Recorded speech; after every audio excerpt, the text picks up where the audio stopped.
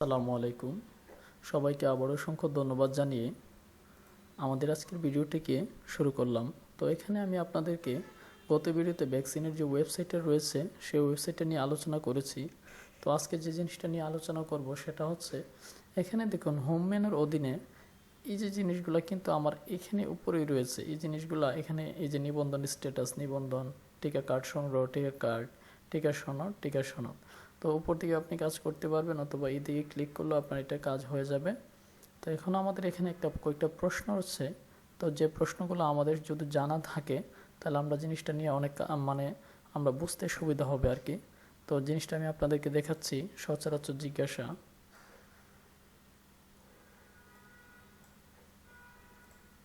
তো আমার এখানে ডাটাটা নেই, আমি ডাটাটা একটু করে নিচ্ছি।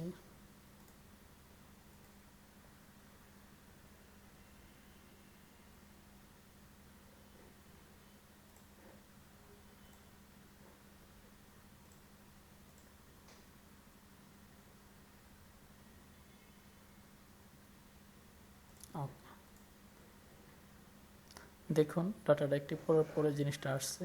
তো এখানে হোমের অধীনে যে সচরাচর জিজ্ঞাসা রয়েছে আমি এটা আপনাদেরকে পরে এবং বুঝিয়ে শোনাবো। দেখুন প্রথমে হচ্ছে নিবন্ধনের শেষ পর্যায়ে ওটিপি পায় নাই, করণীয় কি? বলছে আপনি ওটিপি পুনরায় পাঠাতে পারেন। ধরেন আপনি এখানে কাজটা করছেন কিন্তু ওটিপি পান নাই, তখন আপনার কি করণীয় হবে? আপনার একটাই করণীয় হবে যে জিনিসটা, সেটা হচ্ছে আপনি ওটিপি সেকেন্ডবার পাঠাবেন। ভুলবশত ওটিপি প্রদানের স্ক্রিনশট বন্ধ করে দিলে পুনরায় নিবন্ধন প্রক্রিয়া করতে পারেন। আপনি ওটিপি নতুন করে পাঠাতে পারেন অথবা আপনি নতুন করে আবার আবেদন করলে আবার ওটিপি যাবে এখানে। তো আপনাদের এখানে একটা প্রশ্ন এখানে সমাধান হয়েছে।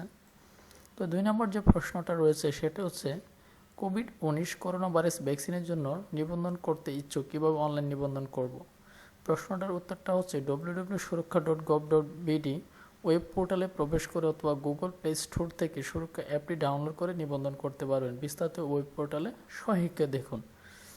তো জিনিসটা হচ্ছে আমি আপনাদেরকে যেভাবে বোঝাবো সেটাই। তো এখানে যে ওয়েবসাইটটা রয়েছে, আপনারা এই যে সুরক্ষা gov.bd যে ওয়েব পোর্টালটা রয়েছে এখান থেকে আপনারা নিবন্ধন করতে পারবেন অথবা প্লে স্টোরে গেলে আপনাদের সামনে একটা অ্যাপস থাকবে, সেই অ্যাপসের সাহায্যে আপনারা করে নিতে পারবেন। তো 2 নম্বর প্রশ্নের উত্তর। 3 নম্বরে যে প্রশ্নটা রয়েছে দেখি কি আছে। কইছে আমি অনলাইনে ভ্যাকসিনের জন্য নিবন্ধন করেছি, এখন আমার পরবর্তী করণীয় কি? বলছে এখানে www.surakha.gov.bd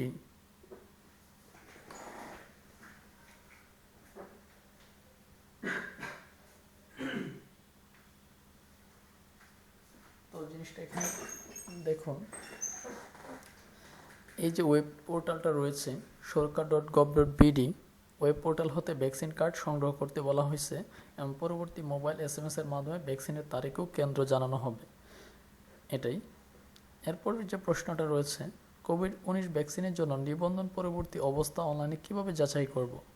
বলছে www.surakha.gov.bd ওয়েব পোর্টালে নিবন্ধন স্ট্যাটাস মেনু হতে জাতীয় পরিচয়পত্র ও মোবাইল নম্বর যাচাইপূর্বক নিবন্ধনের অবস্থা জানতে পারবেন। আপনি আপনার যে ওয়েব পোর্টালটা রয়েছে surakha.gov.bd এটাতে প্রবেশ করবেন এবং নিবন্ধন স্ট্যাটাস একটা আছে, কিন্তু এই যে নিবন্ধন, এখানে কিন্তু নিবন্ধন স্ট্যাটাসটা রয়েছে, সেখানে ক্লিক করে আপনার জাতীয় পরিচয়পত্র এবং মোবাইল নম্বর দিয়ে সেটা যাচাইপূর্বক কাজটা করে নিতে পারবেন। তো এরপরে যে প্রশ্নটা নিচ্ছি সেটা হচ্ছে, কোভিড-19 ভ্যাকসিন গ্রহণের জন্য ভ্যাকসিন কার্ড কীভাবে পেতে পারি? আপনি কীভাবে ভ্যাকসিন কার্ডটা পাবেন? সেটা হচ্ছে www.surakha.gov.bd ওয়েব পোর্টালে টিকা কার্ড সংগ্রহ মেনু হতে জাতীয় পরিচয়পত্র মোবাইল নম্বর যাচাইপূর্বক ভ্যাকসিন কার্ড সংগ্রহ করে নিতে পারবেন। এরপরে বলা হয়েছে ভ্যাকসিন গ্রহণের জন্য কেন্দ্র তারিখ সম্পর্কে কীভাবে জানব? বলা হয়েছে সফলভাবে ভ্যাকসিনের জন্য নিবন্ধন সম্পন্ন হওয়ার পর পরবর্তী সময়ে মোবাইল ফোনে SMS ভ্যাকসিন গ্রহণের জন্য কেন্দ্র তারিখ কিভাবে জানবো? সেটা হচ্ছে আপনার ফোনে SMS করা হবে, সেই SMS এর উপর ভিত্তি করে আপনার কেন্দ্র এবং তারিখ জানানো হবে। তো আপনারা এভাবে এটা করতে পারবেন। তো এরপরে যে প্রশ্নটা রয়েছে সেটা হচ্ছে, কোভিড-19 ভ্যাকসিনে কয়টি ডোজ গ্রহণ করতে হবে? বলা হয়েছে কোভিড-19 ভ্যাকসিনে 2টি ডোজ গ্রহণ করতে হবে। তো ভ্যাকসিনের জন্য আপনাকে অবশ্যই, আপনারা যারা কনফিউশনে থাকেন যে আমি কয়টা ডোজ দিব, 2টা দিলে আপনার ফাইজার হয়ে যাবে। তো এরপর যে প্রশ্নটা রয়েছে সেটা হচ্ছে কোভিড-19 ভ্যাকসিন সম্পন্ন হওয়ার পর ভ্যাকসিন সনদ কীভাবে পেতে পারি? কোভিড-19 ভ্যাকসিনের 2টি ডোজ সম্পন্ন হওয়ার পর surakha.gov.bd ওয়েব পোর্টালে টিকার সনদ সংগ্রহ হয়। এখানে কিন্তু ওয়েব পোর্টালে আমি আপনাদেরকে আগে দেখাইছি যে এখানে এই যে ওয়েবসাইটটা রয়েছে সেখানে প্রবেশ করলে ভ্যাকসিন সনদ সংগ্রহ একটা মেনু রয়েছে, সেখানে ক্লিক করে জাতীয় পরিচয়পত্র অথবা জন্ম নিবন্ধন অথবা পাসপোর্ট এটির সাহায্যে আপনি আপনার ভ্যাকসিনের যে সনদটা রয়েছে সেটি পেতে পারেন। এরপরে বলা হয়েছে কোভিড-19 টিকা কাদের দেওয়া হয়? বলা হয়েছে জাতীয় কোভিড-19 টিকাদান ও কর্মপরিকল্পনা অনুসারে অগ্রাধিকার ভিত্তিক তালিকা অনুযায়ী সকলকে টিকা দেওয়া হবে। একজন প্রশ্ন করলে আমার দাদার বয়স 70 কিন্তু প্যারালাইজড, বিছানা থেকে উঠতে পারে না, কীভাবে আমার দাদা টিকা পাবে?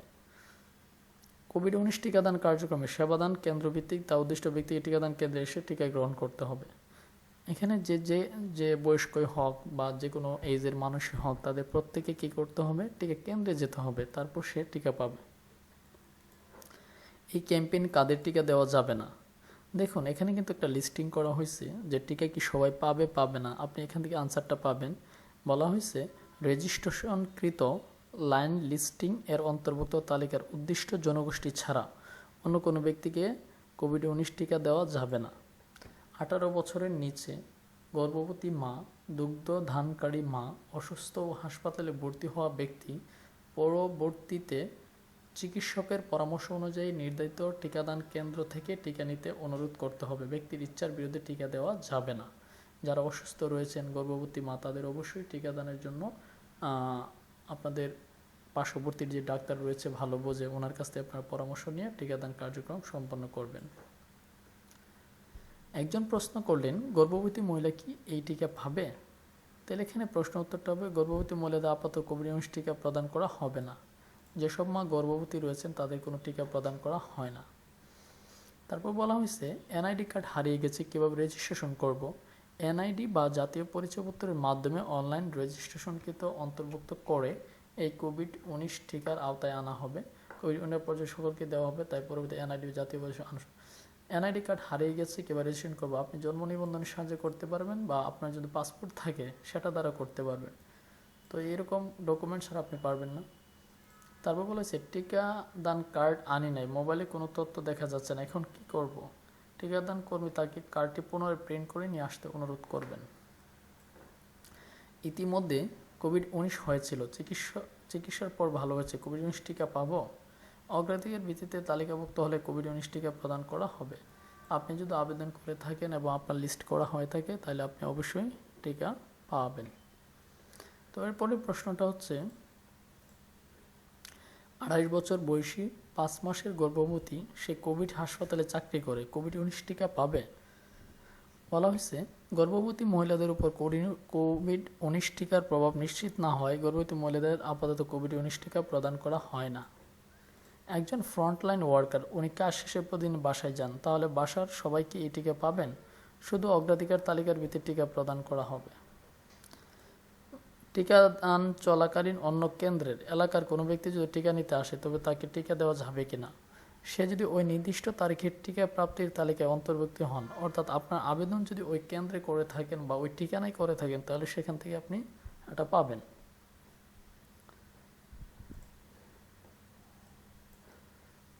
প্রতিদিন প্রেসারের ওষুধ খেতে হয়, টিকা দেওয়া যাবে কি? অগ্রাধিকার ভিত্তিতে তালিকাভুক্ত হলে কোভিড-19 টিকা প্রদান করা হবে। 15 দিন আগে হার্টের অপারেশন হয়েছে, টিকা দেওয়া যাবে কিনা? সুস্থ হলে এবং অগ্রাধিকার ভিত্তিতে তালিকাভুক্ত হলে কোভিড-19 টিকা প্রদান করা হবে। এই টিকার কোনো পার্শ্ব প্রতিক্রিয়া রয়েছে? অন্য সকল ওষুধ কিংবা টিকার মতো এই টিকার কিছু পার্শ্ব প্রতিক্রিয়ার সম্ভাবনা আছে, তবে বেশিরভাগ ক্ষেত্রেই সেগুলো খুব মৃদু হয়ে থাকে, যেমন টিকার স্থানে ব্যথা করা, ফোলা লালচে ভাব অথবা মাংসপেশি, অস্থি সন্ধিতে ব্যথা, দুর্বলতা, বমি বমি ভাব, জ্বর, ক্লান্তি ইত্যাদি। এই সমস্ত সমস্যাগুলো আপনার এখানে হইতে পারে এবং এই সমস্ত সমস্যাগুলো যদি ক্রিটিক্যাল হয় তাহলে এখানে আপনি চিকিৎসকের পরামর্শ নিতে পারবেন। তো এখানে আমি আজকে আপনাদেরকে সরকার যে ওয়েবসাইটটি রয়েছে সেখানে তাদের যে বিশ্বস্ত কতগুলো প্রশ্ন রয়েছে এবং বিশ্বস্ত প্রশ্নের উপরে যে আনসারগুলো প্রদান করা হয়েছে এটা কিন্তু স্বাস্থ্য অধিদপ্তর থেকে করা, তো এখানে কোনো ফেক তথ্য বা ইনফরমেশন দেওয়া হয় নাই।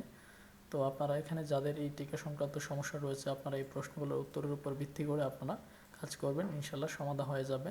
তো আলহামদুলিল্লাহ, আমি পরবর্তীতে ভিডিও প্রদান করব, যে ভিডিওর উপরে আপনার আবেদন প্রক্রিয়া, টিকা কার্ড কীভাবে ডাউনলোড করে, টিকা সনদ কীভাবে বের করে, এইগুলো দেখাবো।